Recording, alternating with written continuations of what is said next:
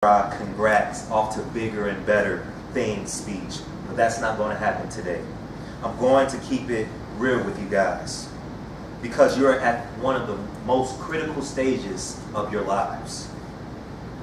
Decisions you make today will drastically affect your future. How many of you guys like sports by raise show of hands? How many basketball fans do we have today? All right. One thing that I've always been obsessed with is sports stats. Raise your hands if you know how many championships that LeBron James has.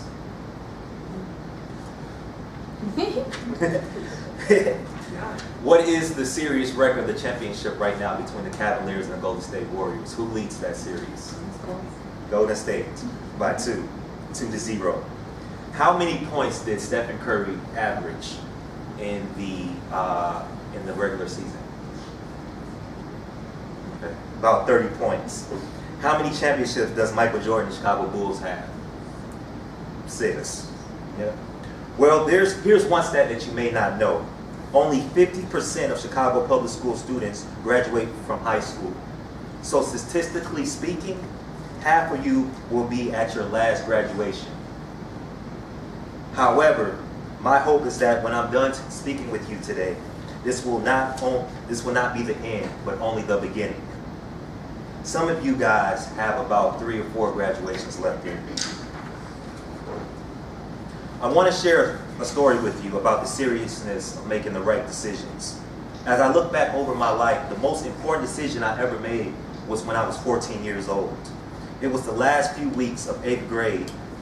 And everybody knows how it is the last few weeks of 8th grade. You're thinking about Six Flags, you're thinking about the 8th grade dance, you're thinking about asking the girl out that you were scared to in junior high.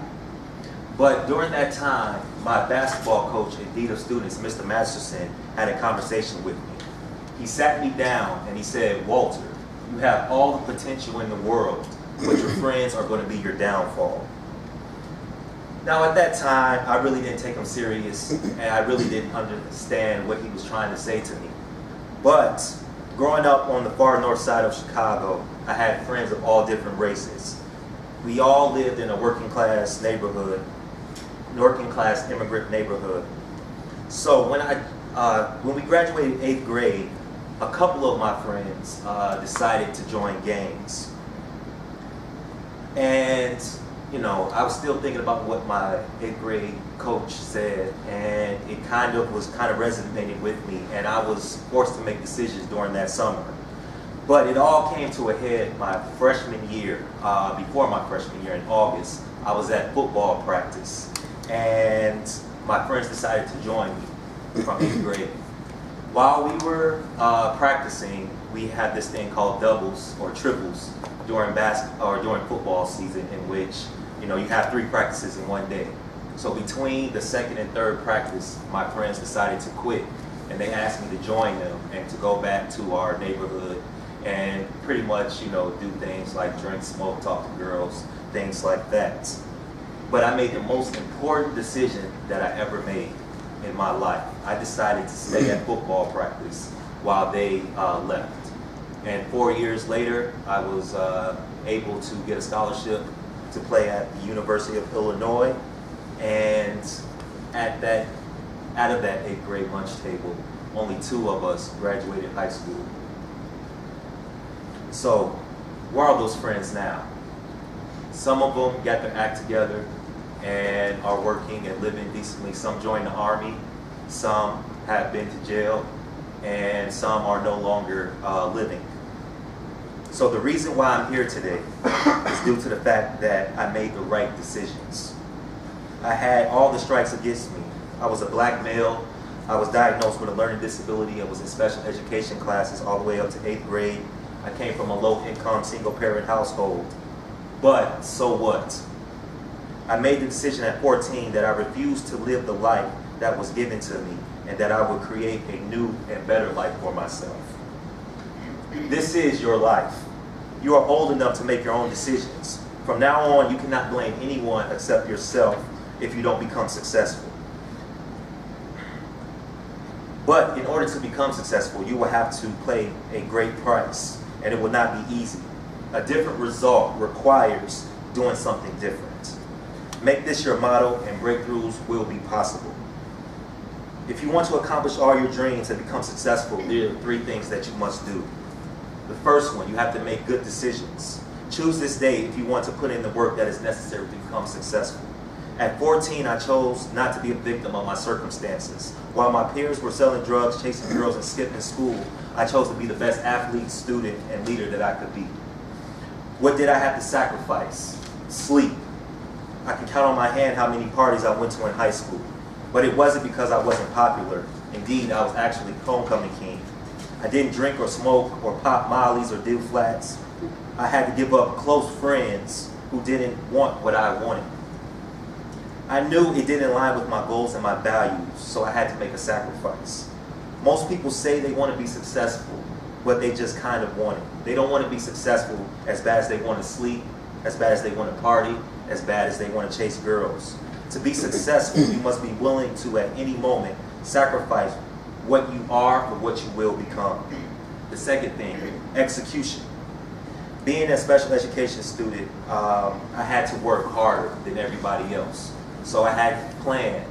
I wanted to get out of special education classes. So that required me to basically stay longer in school, get extra help from teachers, and by the time I was in 8th grade, I was able to test out of special education. Also, too, I wanted to play football at the next level. So before my junior season in football, no one knew who I was. But by senior year, I was the #1 running back in the state of Illinois. What people didn't know is that I woke up at 5:30 a.m. every morning since my freshman year and lifted weights. Through my high school and college career, I finished with academic honors, not because I was so smart or that I liked school, but it was due to the fact that in order to accomplish my dreams and goals, I had to perform in the classroom. The third thing, faith. Life isn't sweet, people. We live in hard times. You're at a very tough age in life, and we live in a very violent city. But life is 10% of what happens to you and 90% of how you respond to it. We all have haters, and sometimes they are the people that are closest to us, whether it be teachers, coaches, family, or friends. There have been many rough times in my life. There have been days that I went without, whether it was food, heat, or electricity. I even had to live with a different family because my mother could no longer take care of me. But it got so bad one night, I even contemplated taking my own life to escape the pain. I had cried myself to sleep plenty of nights, but I didn't cry to give up. I cried to keep going. Those nights I had to draw on my faith, which got me through. You have to have faith, people. Whether it's faith in God, in your dreams, your family, or you have to draw from something that is bigger than yourself and your current situation. If you don't get anything else I say to you today, remember the decisions that you make today will drastically affect your future.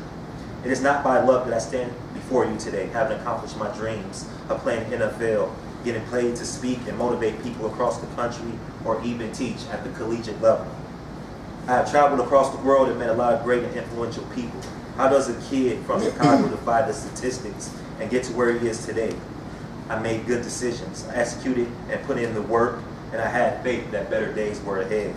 If you don't take advantage of your opportunities now, time will pass you by. This time you have is precious. You only have a limited window of time to accomplish your dreams. So I say to you, enjoy your today because you deserve it. But tomorrow it's time to grind. Your future depends on it. Thank you.